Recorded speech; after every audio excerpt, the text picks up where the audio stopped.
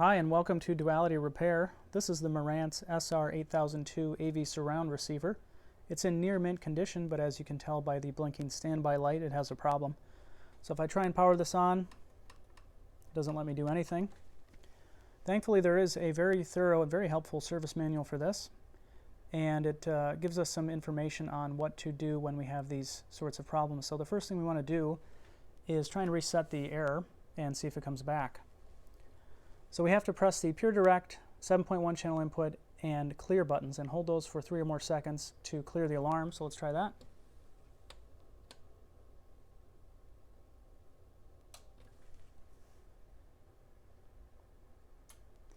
And you can see the alarm cleared briefly. The screen came on for 2 or 3 seconds and then it quickly shut back off. And we have the same strobing standby light with apparently the same frequency. So the problem is repetitive, which is good, so we'll know when we fixed it. But there is definitely a problem. So let's take a look at the service manual and see where it points us to. Here's the section of the service manual that deals with the error codes and the appropriate checkpoints. Check 3 shows us there are 2 possible issues that can cause the issue we're seeing, which is the standby LED flickering or pulsing every 0.125 seconds or 125 milliseconds. The first issue is an overcurrent detection, or they call P curve fail, and the second is an abnormality on the plus minus 15 volt supply or an abnormality on the power amp supply, which they call P line fail. And so if we skip down to the bottom, we can see the 2 checkpoints for these are the CPU pin 109. We're looking for a high signal there, or 5 volts. If we see a low signal or 0 volts, we know there's an issue with one of these 2. Or actually, this is just the P curve fail, so there would be an issue with an overcurrent. The second checkpoint is also on the CPU, but pin 66. Again, we're looking for a high signal, or 5 volts. If we see 0 volts, we know that there's an issue with the plus minus 15 volt supply or the power amp supply. So these seem like good places to start, given the issue we're seeing with the standby LED. With that said, let's take a look inside the unit. I have the cover open. I've looked around a bit. It looks really nice and clean. I don't see any evidence that anyone's worked on this before. I really love seeing that. So let's walk around just a little bit. You can see over here, starting on the right, we have a whole bunch of boards. We have this first one on top with all these electrolytics, and there's 4 or 5 boards that go all the way down, stacked vertically. We have our transformer here off to the left. We have output PCBs right here attached to the outputs. Our power is coming in and it drops down here, sort of in the back. You can't see that board really. And our standby board is also back there as well. We have the regulator board, which is here to the left. It's attached to this heatsink. It's not this entire board right here. The board cuts off right here, and the board continues on from here to here, and this is the amplifier board. Of course, we have the giant heatsink, which is sinking heat away from the transistors on the power board as well as the regulator board, and then the front panel up here in the front. See these circuit boards right here. I don't think there's any electrical utility to these. Well, actually, I take that back. I see some traces here. I don't think there's any traces on these. I think these are just for stability and to mount wires to, but I guess I'll have to take a closer look at that, as I don't think it's really important. I just don't want to damage them. Now with that said, the question is, where is that CPU that we need to measure the pins on? Well, I have to say I am very flattered that the design engineers at Marantz think that I am capable of measuring tiny pins on the top of the very bottom board down here, and it's in the center of the board. So they put the board way down there. That's the DSP board. The IC is right in the middle of the board. I've looked at the layout. There's absolutely no way I'm going to measure that with all of these boards installed and the unit turned on, so I don't know how I'd possibly measure for voltage there. One of the cables that leads down to it, you may be able to reach and measure, but it's still very, very difficult. So I think we're going to have to get creative. I think the easiest place to start is to check for an issue on the plus minus 15 volt supply. And so what we want to do there is try and find a connector that has the plus and minus 15 volts and see if we have it there. And I think I found a place. Let me show you where that's at. The connector I'll be using is CN95. This is transmitting plus and minus 15 volts from the regulator board to the amplifier board. So I've disconnected CN95 from the regulator board.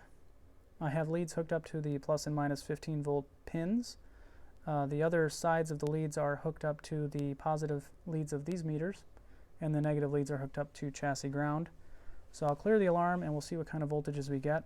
The left meter is connected to the minus 15 volt rail and the right is hooked up to the positive 15 volt rail.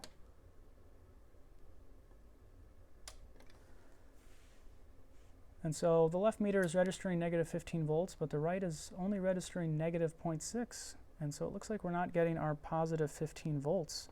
So that sounds like that is our problem. Now we still have to narrow it down. We have it narrowed down to two boards. It's either that regulator board, which is generating the plus and minus 15 via two regulators, but the voltage is actually coming in from the power amp power board. It's delivering 16.7 volts AC to the bridge rectifier on the regulator board. So that'll be very easy to check. We just need to check for AC voltage across the pins of that connector. So let's go check that now. The way we can rule out the power amp power board is to ensure we have the correct AC voltage leaving that board and making it to the regulator board. The schematic says we should have 16.7 volts on the two pins entering the regulator board. And so I have the leads of my multimeter hooked up to the AC pins of the bridge rectifier. And so we should get something like 33.4 volts AC across those two pins. So let me clear the error and see what we get.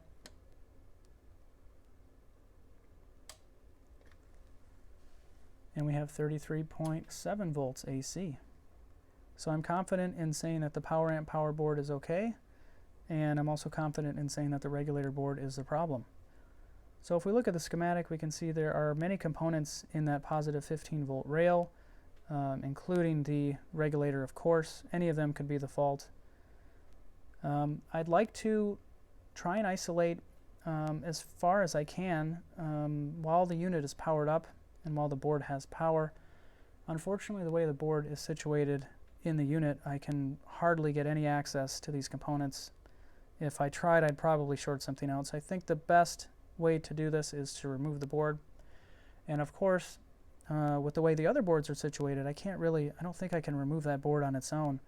I think the best thing to do is to remove the entire heatsink, which includes is tied to the amp board as well as the regulator board, as well as those PCBs that are mounted to the top. And there's a lot of different cables and tie wraps that I'm going to have to cut and remove and carefully label everything. So I'm going to get started on removing the heatsink. 10 or so screws and a fistful of tie wraps later, and we're in. Here's the regulator board removed from the heatsink. I haven't touched this other than to remove the thermal compound from the four regulators and the bridge rectifier here. There's not much to see on the top. Obviously, I would like to remove these connectors with all these wires in the way, but they decided to use the through-hole mount connectors, so you can't remove them from the board unless you want to desolder them, which I don't want to do. There's not too much to see. I've inspected the board. I don't see any signs of failures on the components, which is good and bad. It's not an obvious failure, not a big deal though. All of the capacitors appear to be original. They're all Koshin, whoever that is, 85C, never good. These will all likely get replaced once we resolve the issue. So let's look to the back. Before I thought that this unit had been untouched, but it certainly has been touched. This regulator board has been worked on to some extent.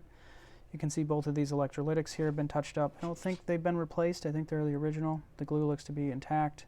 And again, they're Koshin. I doubt they would have replaced them with Koshin, but who knows.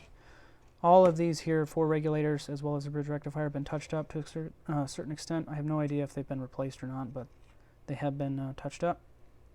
A few other spots on the board that have been touched up as well, and then, of course they've left a mess. So once we get this resolved, before I install this board, I'll get this all cleaned up. It'll look as close to new as possible.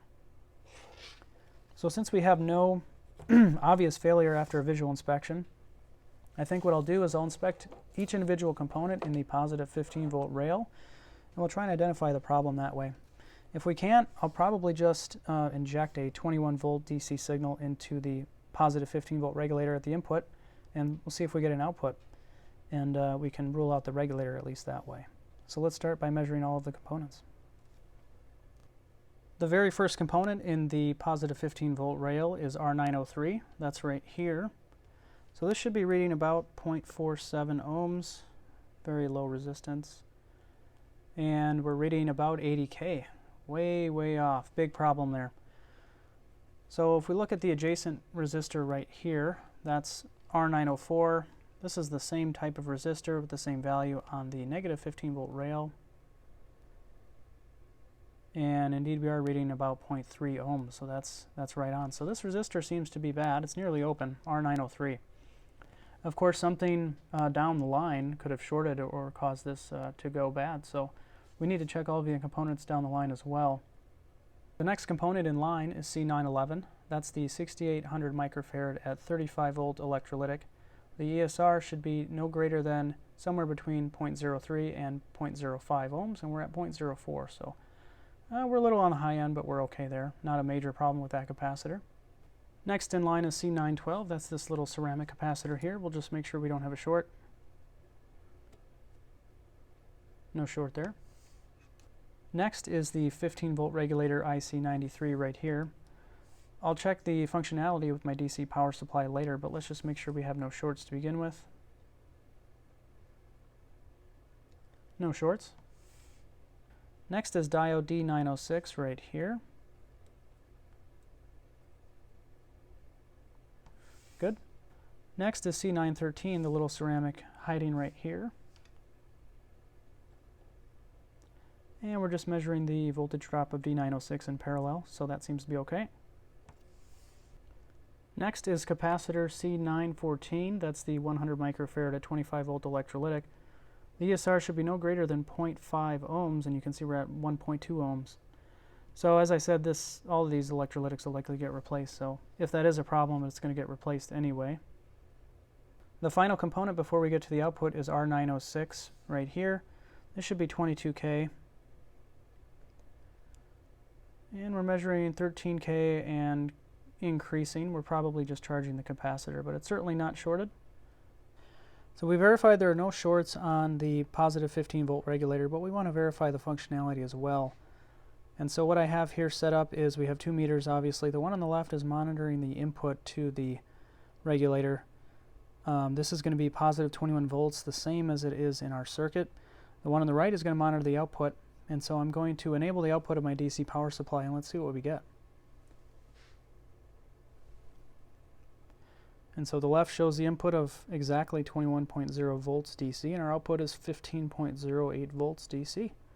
So the regulator is indeed functional, which is great news. It looks like likely the only problem in the circuit is that resistor R903, the 0.47 1 watt resistor. Let's remove it from the circuit and verify. I've removed R903 from the circuit. Let's check it. Still measuring about 80K ohms, so this is indeed bad. I was initially confused looking at the color coding here. You can see the two orange bands.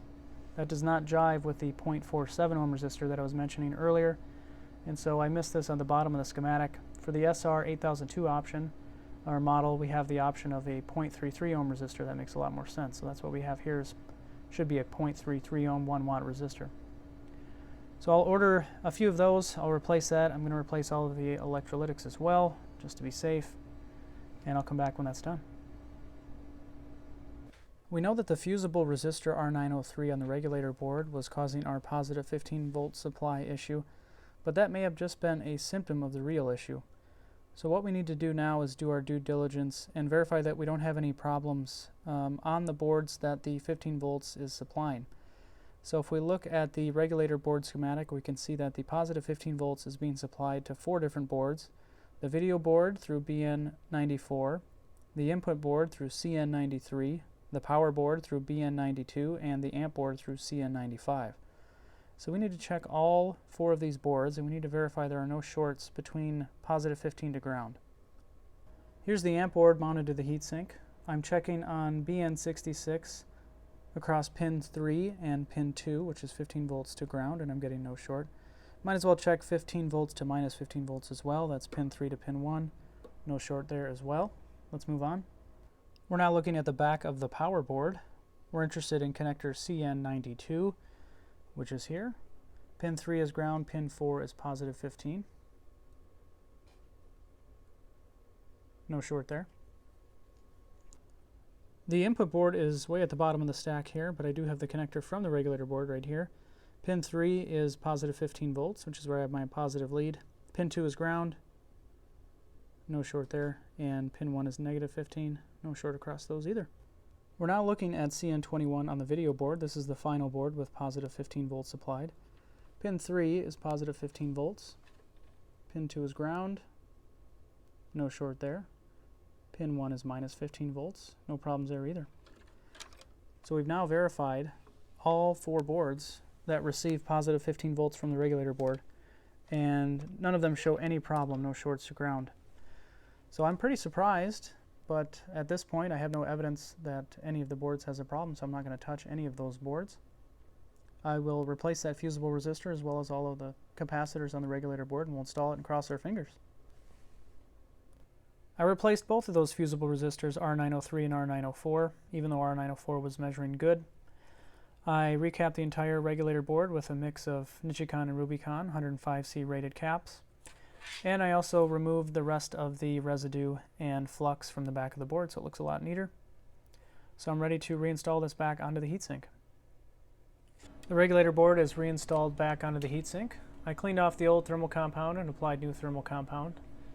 And while I was at it, I checked all of these output transistors here. You'll notice that they have 4 pins. These are actually Darlington pair transistors with compensation diodes as well, so that's why they have 4 pins. I checked all of those just to make sure there weren't any shorts, and there weren't, so I'm ready to reinstall this back in the unit. Alright, we've made it to the end. I have everything reinstalled and reconnected. The unit is plugged back in, and you can see the standby light is no longer blinking. And the unit now turns on and stays on. Let's see how it sounds.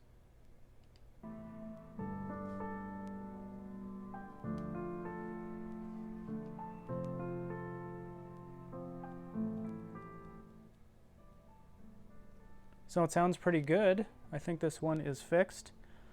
Still a little concerned that all that seemed to be wrong was this 330 milliohm fusible resistor. I'm a little concerned that something down the line drew excessive current and blew this thing and still might have a problem. We'll do it again. So what I'm going to do is I'm going to play this for an hour or so at a pretty high output, and if it doesn't fail again and you don't see any further clips, that means this one is fixed. I appreciate you watching. We'll see you next time.